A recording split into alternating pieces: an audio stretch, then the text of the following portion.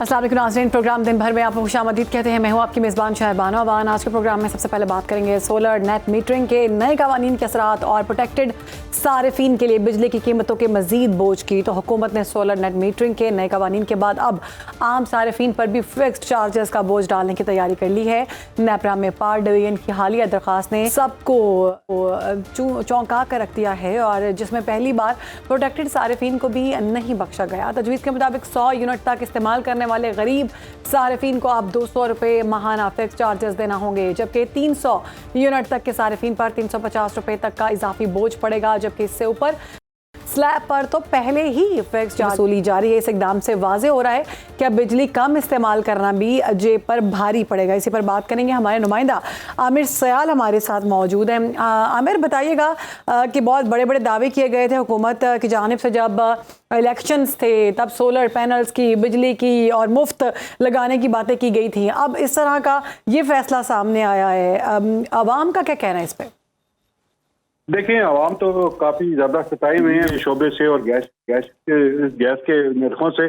और ये जो है, इसकी बुनियादी वजह ये है कि जो टैरिफ मुकर्रर करने का मैकेनिज्म है वो पावर मिनिस्ट्री के पास जो है इस पे माहिरीन नहीं है और ये बड़ा फॉल्टी मैकेनिज्म है। तो क्योंकि जमा तफरीक जो है वो जुबानी की जाती है, उसका लॉन्ग टर्म इम्पैक्ट नहीं देखा जाता, तो जो एडहॉक बेसिस पे डिसीजन हो गए उनके साथ यही होता है। पावर टैरिफ को कम रखने के लिए पहले हुकूमत ने सनती शोबे पे जो है क्रॉस सब्सिडी आयद की हुई थी, ये तकरीबन 200 अरब रुपए की थी, जिसे कम करते करते अब 110 अरब रुपए पे लाया गया है। तो इस पे सनती शोबे की अब काफी मुश्किलात है और टैरिफ की वजह से उनकी ये हुकूमत से दरखास्त थी कि क्रॉस सब्सिडी को खत्म किया जाए। तो हुकूमत ने क्रॉस सब्सिडी सनती शोबे से हटा के अब सार्फिन का जो है टैरिफ बढ़ाया, इसके लिए फिक्स चार्जेस किए जा रहे हैं।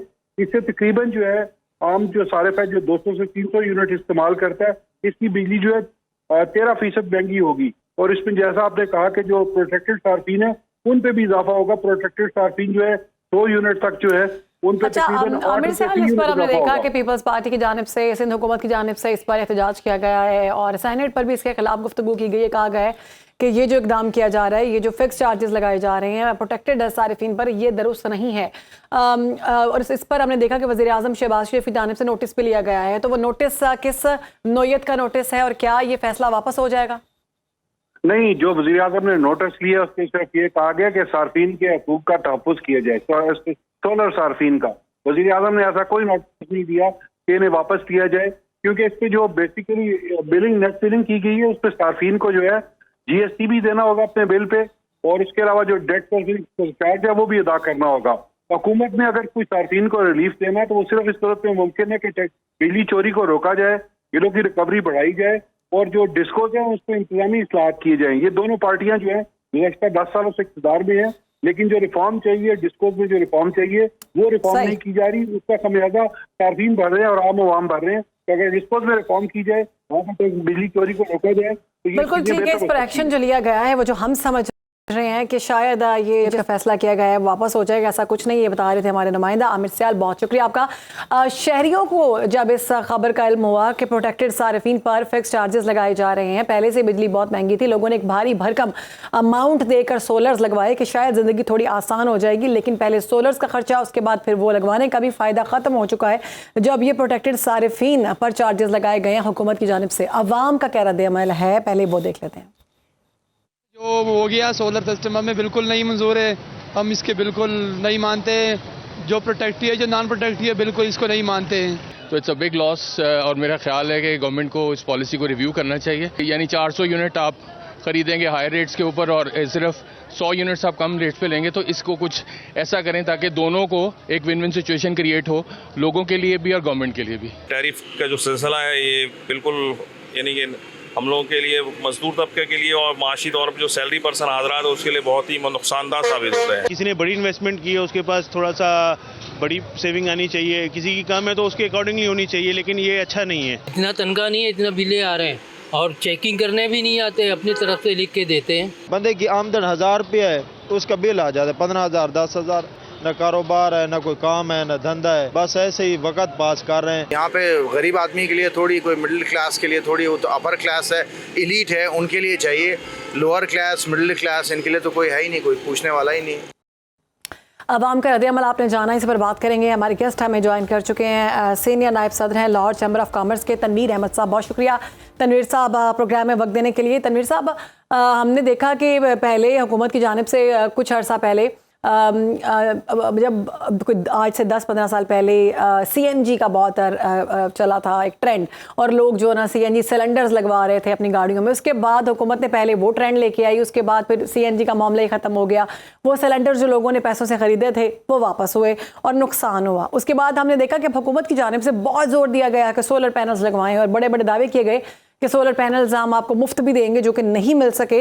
अब प्रोटेक्टेड सार्फिन पर फिक्स चार्जेस लगाने का इरादा किया गया। आप क्या समझते हैं, कितना आमदनी पर इसका बोझ पड़ेगा और कितना नुकसान होगा इससे आम आवाम को और बिजनेस कम्युनिटी को? जी बहुत शुक्रिया जी। एक तो मैं ये समझता हूँ जो इस वक्त हमारी आवाम के ऊपर और हमारे जो इंडस्ट्री के ऊपर जो एक्सपेरिमेंट जो पिछले सालों से हो रहे हैं, कभी जो है वो गैस की जो है उसके ऊपर वर्किंग के ऊपर कहते हैं कि इंसेंटिव दिया, फिर उसको वापस ले लिया, और जिस तरह फिर बिजली को बढ़ाने में जो है उनको बोला कि आप कैप्टिव पावर को ख़त्म करें, गैस को ख़त्म करके बिजली की तरफ आए। लोगों ने उसके ऊपर अपनी जो है अपनी लोड्स को बढ़ाया, सब कुछ किया, फिर जो है वो भी ख़त्म हो गया। और बिजली के प्राइसेस जो कि IPPs के साथ इनके साथ जो तय हुए थे, उसके जो साइड इफ़ेक्ट्स हुए वो आपने और हमने देखे। फिर लोगों ने जो है वो अपने आप को चेंज किया और जो है सोलर के ऊपर लेकर आए। तो मेरे ख्याल में जो है जिस तरह की भी जो है अगर आवाम को जिधर भी कोई रिलीफ का जो जब भी वक्त आता है, तो मेरे ख्याल में वो इतनी शॉर्ट टर्म जो है वो पॉलिसीज बनाई जाती हैं, जिसके बाद ना तो उसका फ़ायदा हमारी आवाम को होता है और ना ही जो है कि हमारी इंडस्ट्री को होता है। और आप देख रहे हैं कि इस वक्त जो इंडस्ट्री में कॉस्ट ऑफ डूइंग बिजनेस की वजह से इतने चैलेंजेस है, तो उसमें सबसे बड़ा फैक्टर ही जो है वो बिजली भी है, और रीजन में भी हम सबसे ज़्यादा हैं। और जब लोगों ने सब्स्टिट्यूशन के ऊपर एज आ सोलर में, जो कि गवर्नमेंट ने खुद बोला कि आप जो है इसको प्रमोट करें, और लोगों ने एक ह्यूज इन्वेस्टमेंट के साथ अपनी इंडस्ट्री को वाइबल करने के लिए, और इस महंगी बिजली जो कि 60 रुपए तक पहुंच चुकी थी और अब भी जो है वो जो है 40-42 रुपए ऑन एवरेज इंडस्ट्री को मिलती है। तो मेरे ख्याल में जब एक सब्स्टिट्यूट के ऊपर आके वो अपने आप को वाइबल करने की पोजीशन में आए थे, तो यकायक जो है वो ये फैसला चेंज कर दिया गया और इस सारे सेटअप को एकदम ख़त्म कर दिया गया। तो मैं यही समझता हूँ कि जितना जो है ना लॉन्ग टर्म प्लानिंग के ऊपर हमेशा से काम होना चाहिए, जिसके लॉन्ग टर्म प्लानिंग ना होने की वजह से जितने नुकसान हमें हमारे पाकिस्तान को हुए हैं, हमारी इंडस्ट्री को हुए हैं, हमारे जितने सारिफ भी हैं, और जो एक उनको एक थोड़ी सी ठंडी सांस मिली थी, आज उनसे वो भी वापस ले ली गई। ठीक है, आप क्या समझते हैं कि ये पॉलिसी गर्दिशी कर्ज कम करने की मौसर हिकमत अमली है या आर्जी माली बंदोबस्त किया गया है? जी मैं तो समझता हूँ कि इसके भी बड़े साइड इफेक्ट्स हैं, वो मैं इसको देख रहा हूँ। फॉर द टाइम बिंग तो शायद गवर्नमेंट अपना जो है टारगेट अचीव कर ले, जो एक्सेस बिलिंग करके नेट मीटरिंग को बंद करके, लेकिन अल्टीमेटली जो है अब लोगों ने नई एक इन्वेस्टमेंट का दरवाज़ा भी खुल गया है कि लोग अब जो है वो हाइब्रिड बैटरीज की तरफ चले जाएंगे, और अल्टीमेटली 2 साल के बाद जो थोड़ी बहुत जो लोग जो अपना जनरेट करके देते भी थे, अब मेरा ख्याल है उससे भी जो है एक चीज़ ख़त्म हो जाएगा। और मैं समझता हूँ साथ साथ इसके ऊपर हमारे जो हमारा फॉरेन एक्सचेंज है उसके ऊपर भी बहुत बड़ा एक हर्ज आएगा, और उसमें आएगा क्योंकि लोग जो है नई इंपोर्ट के ऊपर जाएंगे, बैटरीज के ऊपर, पावर हाइब्रिड सिस्टम्स के ऊपर, तो अल्टीमेटली हमारा फॉरेन एक्सचेंज भी उसमें फिर ज़ाया होगा। पहले भी हमने जो है ह्यूज एक अपना फॉरेन एक्सचेंज जो है सोलर सिस्टम पे लगाए, अब जो है वो एक नया चीज़ भाव का इजाफा हो जाएगा। तो मेरा नहीं ख्याल कि इसका जो है वो दूरदर्श जो है को गवर्नमेंट को भी फ़ायदा हो, और अल्टीमेटली आवाम तो जो है वो पहले भी पिस रही थी और वो फिर दोबारा पिसती रहेगी। ठीक है। अच्छा, सनत और घरेलू सार्फिन के दरमियान जो तवाज़ुन कायम किया जा सकता है इन तमाम तर मामलात में, क्योंकि जो सनत या मिल्स मालिकान होते हैं उनकी जानिब से बड़े पैमाने पर बिजली इस्तेमाल की जाती है और बड़े पैमाने पर सोलर्स की इन्वेस्टमेंट की गई है, लेकिन उस पर जब नेट मीटरिंग पर ये टैक्स लग गया है तो कितना नुकसान पहुंचेगा सनतकारों को? देखिए, जैसे मैंने आपको पहले भी बताया कि एक्चुअली देखिए हम पूरे रीजन में वाइबल है ही नहीं एज इंडस्ट्री चलाने में। अभी 2-3 दिन पहले भी एक सर्वे रिपोर्ट आई थी जिसके मुताबिक इस चीज़ को उन्होंने पूरे दुनिया ने एडमिट किया कि पाकिस्तान में कॉस्ट ऑफ डूइंग बिजनेस जो है वो 34% ज़्यादा है पूरे ऑल कंट्रीज के लिहाज से। तो जहाँ पर जो है वो 34% ज़्यादा के ऊपर आपकी कॉस्ट है, उधर आप कैसे जो है ये बात करेंगे कि हम अपनी लोकल इंडस्ट्री को भी वाइबल बनाएं और इसके साथ साथ जो फॉरेन डायरेक्ट इन्वेस्टमेंट के ऊपर भी हम लोगों को अट्रैक्ट करें। तो मेरे तो ख्याल में जो हमारे बेसिक जो चीज़ों में से और भी चीज़ें हैं, जैसे मार्कअप भी है, जैसे टैक्सेशन भी है, लेकिन हम तो ये बिजनेस कम्युनिटी ये सोचती थी कि ग्रेजुअली ये वाले पुराने मसाइल हल होते जाएंगे और फिर नए जो है उसके जो बाकी रह जाएंगे उसके ऊपर काम होगा। लेकिन मैं समझता हूँ आज हम फिर वहीं पर आकर खड़े हो गए हैं कि जो है बिजली वाले मैटर में भी, कि जहाँ पर हम ठीक है, शुरू से खड़े इससे थे आम आवाम हम को ये और अपनी सनतकारों को इंतहाई नुकसान पहुंचेगा और पहले लोगों से इन्वेस्टमेंट करवाई गई और उसके बाद सारी सूरत आपके सामने। बहुत शुक्रिया। हमारे साथ मौजूद थे तनवीर अहमद साहब और इस सारे मामले के हवाले से गुफ्तगू कर रहे थे। आगे बढ़ेंगे, आपको बताएंगे ढाका में बड़ी तब्दीली की दस्तक सामने आई है। बांग्लादेश की तारीख का वो मोड़ आ पहुंचा है जिसका इंतजार बरसों से किया जा रहा था। हसीना वाजिद के 15 साल तवील और भारतीय हिमायत याफ्ता इक़्तिदार के खात्मे के बाद कल ढाका में एक नया सूरज तुलू होने वाला है। Election commissioner brigadier retired Abul Fazal Mohammad Sanaullah के मुताबिक इस बार इंतखाबी मार्के में 50 से ज़ायद सियासी जमातें और तकरीबन 2000 उम्मीदवार मद्दे मुकाबिल होंगे। 12 करोड़ से ज़ायद वोटर्स अपने मुस्तकबिल का फैसला करेंगे, जिनमें 45 लाख नए वोटर्स भी शामिल हैं जो इस बार मुल्क की तकदीर बदलने के लिए पुरअज़्म दिखाई देते हैं। अहम उम्मीदवार और सियासी मुहिम जो इस बार इंतखाबी मैदान में BNP के तारिक रहमान और जमात इस्लामी के शफीक रहमान जैसे बड़े नाम सामने आते हुए दिखाई दे रही हैं, जो मुल्क को एक नई समत देने के लिए कोशिश हैं। दिलचस्प बात यह है कि इस बार 10 नई सियासी जमातें उभर कर सामने आई हैं जो बांग्लादेश की सियासत में जेनजी यानी नौजवान नस्ल के बढ़ते हुए असर रसूख की इलामत हैं। इसी पर बात करेंगे। राजिया अनवर चीमा साहबा ने हमें ज्वाइन किया। बहुत शुक्रिया डॉक्टर साहबा। हसीना वाजिद के 15 साल इक़्तिदार के खात्मे को आप बांग्लादेशी सियासत का कितना बड़ा तारीखी मोड़ समझती हैं, और अभी ये जो इलेक्शंस होने वाले हैं इनमें जेनजी का किरदार कितना अहम है? देखें शहरबानो, जेनजी ने ही तो आउस्ट किया हसीना वाजिद को, जेनजी की ही तो तहरीक थी। जेनजी ही तो इस बात को मान नहीं रहे थे कि जो फॉरेन इन्फ्लुएंस है उनके मुल्क के अंदर इतना ज्यादा हो। उन्हीं ने तो ये बात सबसे पहले ना सिर्फ ये कि समझी, बल्कि उसको फिर उसके बारे में बहुत आर्टिकुलेट हुए और फिर सड़कों पे निकल आए। और प्रॉब्लम सिर्फ ये था कि उनका मुल्क जो है वो हसीना वाजिद नहीं चला रही थी, उनका मुल्क जो है वो हिंदुस्तान से चल रहा था, जिसमें कुछ भी उनके फायदे के लिए नहीं हो रहा था। और वहां पे जिस लेवल की पर्जिंग हो रही थी अपोजिशन की, और जो फ्रीडम ऑफ स्पीच का वहां पे और फ्रीडम ऑफ पीसफुल असेंबली का हाल था, इन सारी चीजों को देखते हुए जेनजी जो है और इवन बूमर्स भी, उन्होंने यही इस बात के बारे में डिसाइड किया कि ये चीजें ज्यादा देर नहीं चल सकती, और जाना पड़ा। और उसकी अपनी करप्शन भी बहुत ज्यादा थी। हसीना वाजिद की प्रॉब्लम बहुत ज्यादा थे, सिर्फ एक प्रॉब्लम नहीं था। बहुत ज्यादा ब्रूटल दौर था, बहुत ज्यादा लोगों को जितने अरसे से पकड़ा हुआ था, सरकारी अफसरों से लेकर जो प्राइवेट जेल्स बनाई हुई थी, कोई बंदा बात नहीं कर सकता था। और सबसे बड़ा मसला ये था कि उनका पूरा मुल्क जो है वो एक ऐसी फॉरेन पॉलिसी पे चल रहा था जिसमें बांग्लादेश के लिए कुछ भी नहीं हो रहा था। तो उसकी वजह से फिर ख़ास तौर पे जो है फिर जो चीज़ ट्रिगर हुई कि जो उनके जो कोटा सिस्टम है, ख़ास तौर पे जिस चीज़ ने फिर सड़कों पे वो निकल आए कि जो लोग जिन्होंने 71 की वॉर जो है उसमें पार्टिसिपेट किया हुआ है, उनके बच्चों को जो एक कोटा के तहत जो है वो प्रमोट किया जाएगा, उनको जगह दी जाएगी वगैरह वगैरह। तो ये सारी की सारी इंडिया की पॉलिसी थी, और वही मुक्ति बानी जो है उसको और ज़्यादा रीइंफोर्स करना और वहाँ पे वही मेंटालिटी को लेके आना। तो उनका रोल तो बहुत ज्यादा था। ठीक, लेट्स सी कि अब उसमें आगे चलकर कितना वो पार्टिसिपेट कर पाते हैं और क्या करते हैं। कल इंतखाबात होने जा रहे हैं, अब क्या समझती हैं कि कितनी शफाफियत होगी इन इंतखाबात में और किसका पलड़ा जो है वो भारी है?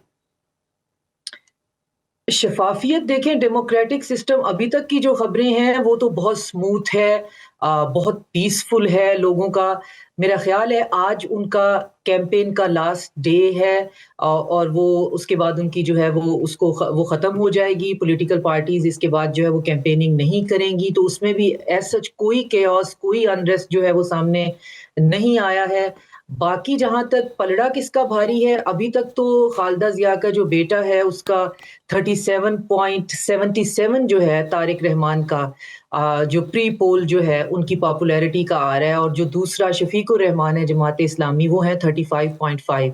तो बहुत क्लोज है दोनों के दरमियान। लेकिन जो खालिदा जिया के बेटे हैं उनके पास ऑफ कोर्स सिंपैथी वोट भी है, वो 12 साल से भी ज्यादा टाइम से एग्जाइल में हैं, और प्लस जब वो अपनी माँ के मरने पर आए हैं वापस, तो ये सारी चीजें काउंट तो करती हैं। और दूसरी तरफ जो है वो जमात इस्लामी और 11 बड़ी जमातें और हैं, जिनमें से एक जो बहुत प्रोमिनेंट है वो वही यूथ की जो है वो पार्टी है, और मैंडेट जो है वो दोनों का डिफरेंट है। जो तारिक रहमान वो बात कर रहे हैं सॉवरेनिटी की, और मुल्क को जो है वो सही राह पे लेके चलने की, और बांग्लादेश फर्स्ट की, और जो दूसरे हैं जमात इस्लामी और जो यूथ दिल्ली से फासला होता है, फासला इख्तियार करती है नई हुकूमत, तो ऐसी सूरत में चीन, पाकिस्तान और अमेरिका के साथ ताल्लुकात के समत जाएंगे बांग्लादेश के।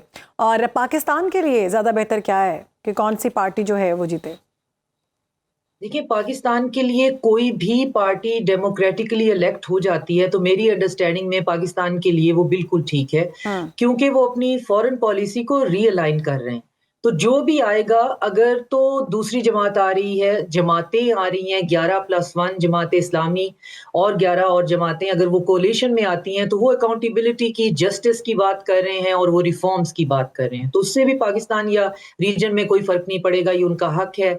और जो खालिदा जिया की पार्टी है वो बात कर रही है ज्यादातर फॉरेन पॉलिसी पे और अपना जो है जो रीअलाइनमेंट पे और इन चीजों पे, तो उसमें भी दोनों तरफ जो है वो हमारा जो यहाँ का एक रीजन का एक ऑड वन आउट है, उसकी तरफ किसी का भी झुकाव नहीं है।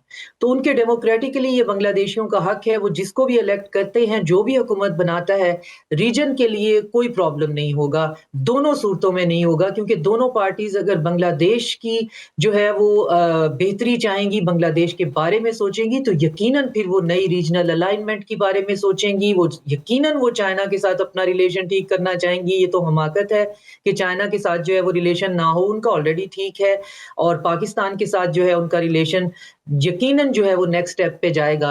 लेकिन इंडिया जिस पोजीशन पे है वो उसी पे रहेगा, चाहे पार्टी जो है वो एक आती है, चाहे कोलिशन गवर्नमेंट आती है, क्योंकि इस वक्त जो सूरत हाल है, जो इलेक्टोरल इस वक्त जो मूड है, वो है ही एंटी इंडिया, उसकी बुनियाद ही इस बात पर है। तो इस चीज से तो बिल्कुल भी कोई भी जो है ना किसी के मैंडेट में है, क्योंकि जितनी मदाखलत इंडिया ने शुरू कर दी थी, उतनी किसी भी सॉवरेन कंट्री के अंदर एक सर्टेन टाइम के बाद प्रॉब्लम हो जाता है कि वहां पे इवन पोस्टिंग प्रमोशंस जो हैं वो इंडियंस वहां पे अपने नेटवर्क बना के बैठे हुए थे, तो ये बहुत उनके लिए डैमेजिंग था, ये लोगों के लिए बहुत सफोकेटिंग था कि उनकी जो कठपुतली हुकूमत है वो कोई फैसला ही नहीं कर पा रही है, और उनको रीजन में आइसोलेट करती जा रही है और बस एक वेसल स्टेट बन के रह गई है। तो पाकिस्तान के लिए दोनों जो इस वक्त जो है कोलिशन गवर्नमेंट है या तारिक रहमान की हुकूमत आती है, पाकिस्तान के लिए दोनों के साथ जो है चलने में किसी किस्म का कोई प्रॉब्लम नहीं। बिल्कुल, बांग्लादेश के इंतखाबात शफाफ होंगे तो खित्ते के लिए बहुत बेहतर होगा। बहुत शुक्रिया, हमारे साथ मौजूद थी डॉक्टर शाहजियान मर्चेमा। आपको बताएंगे मशरिक़ वस्ता एक बार फिर बारूद के ढेर पर है, जहां अमरीकी सदर डोनाल्ड ट्रंप ने ईरान के खिलाफ जारहाना तेवर अपनाते हुए दूसरे बहरी बेड़े की तैनाती का इंदिया दे दिया है। ट्रंप का कहना है कि अगर मुज़ाकरात नाकाम हुए तो सख्त फौजी कार्रवाई होगी, जबकि दूसरी जानिब वाशिंगटन में ईरानी तेल बरदार जहाज़ों को कब्जे में लेने जैसी समंदरी कज़ाकी पर भी गौर किया जा रहा है। ईरान ने इन धमकियों के जवाब में दो टोक मौक़िफ़ अख्तियार किया है। मशरिक़ वस्ता एक बार फिर बारूद के ढेर पर है, इसी पर बात करेंगे। हमें ज्वाइन किया है मशरिक़ वस्ता अमूर के माहिर हैं मुर्तज़ा नगरी साहब। मुर्तज़ा साहब, अमेरिका की जानिब से दूसरे बहरी बेड़े की तैनाती का इंदिया दिया गया है, आखिर ट्रंप चाहते क्या हैं? अगर ईरान के साथ मुज़ाकरात नाकाम होते हैं तो क्या समझते हैं, बड़े लेवल पर कोई जंग सामने आ सकती है? देखिए, दो चीज़ों को समझाना यहाँ बहुत ज़रूरी समझता हूँ। शुक्रिया के साथ कि आपने मुझे मौका दिया। इसमें कोई दो राय नहीं है, ट्रंप साहब ने ये सारा सिलसिला, वो जो मोतरजीन थे ट्रंप की निगाह में या और हमारी निगाह में या मसलन पूरी दुनिया की निगाह में जो मोतदिल लोग हैं, तखरीबगर और दहशतगर्द जो थे, उनकी हिमायत में ये सारा ऐलान किया था कि हम उनकी हिमायत करेंगे, उनकी मदद करेंगे, ईरान के अंदर आएंगे। वो चैप्टर तो क्लोज हो गया, लेकिन ये बेसिकली ये सारा गेम प्लान था। मसला सारा तेल का है। ये सारी कोशिशें और काविशें तेल के लिए हो रही हैं। देखिए, आपको अंदाजा होगा इसराइल और ईरान की जब 12 रोजा जंग हुई तो उस वक्त ट्रंप ने यह ऐलान किया उस जंग के बाद कि हमने ईरान के तमाम न्यूक्लियर एसेट्स को तबाह कर दिया है। जितनी प्रेस कॉन्फ्रेंसेस होते थे, उन प्रेस कॉन्फ्रेंसेस में ट्रंप जो सामने सवाल पूछने वाला एंकर होता था या जो सहाफी होता था, उसे झाड़ पिला देते थे कि ईरान के तमाम जो न्यूक्लियर असासे हैं वो खत्म हो चुके हैं, ईरान को हमने तबाह बर्बाद कर दिया है न्यूक्लियर के हिसाब से। और नेतन्याहू का अपनी कौम को और पूरी दुनिया को यह मुबारकबाद देना हमेशा होता था हर प्रेस कॉन्फ्रेंस के अंदर कि ईरान के जो मिसाइल के जखायर हैं वो हमने तबाह कर दिए।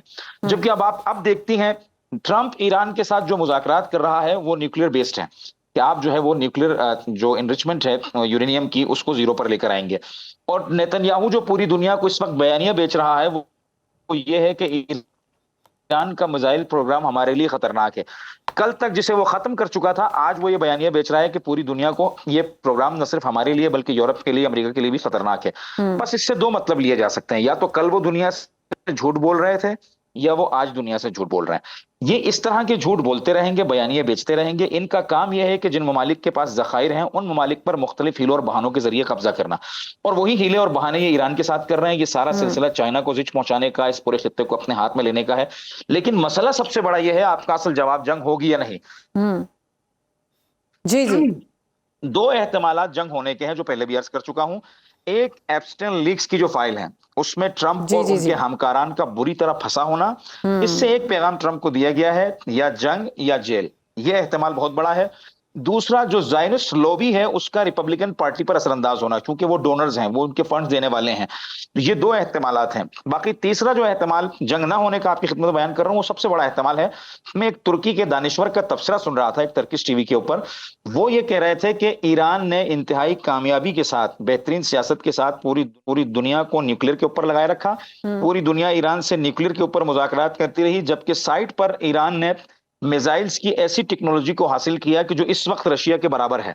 यानी रशियन जो मिसाइल टेक्नोलॉजी है शायद ईरान की टेक्नोलॉजी उस हवाले से, टेक्नोलॉजी के हवाले से न सिर्फ रशिया के बराबर है बल्कि जखायर के एतबार से उससे कहीं ज्यादा है। नंबर 1। नंबर 2, ईरान के अंदर लोगों को यह बयानिया बेचा जाता था बाहर यूरोप के अंदर कि ईरान में लोग अवाम जो है वो हुकूमत के साथ नहीं है, ये जो सिस्टम अभी चल रहा है जमहूरिया इस्लामी का इसके खिलाफ है।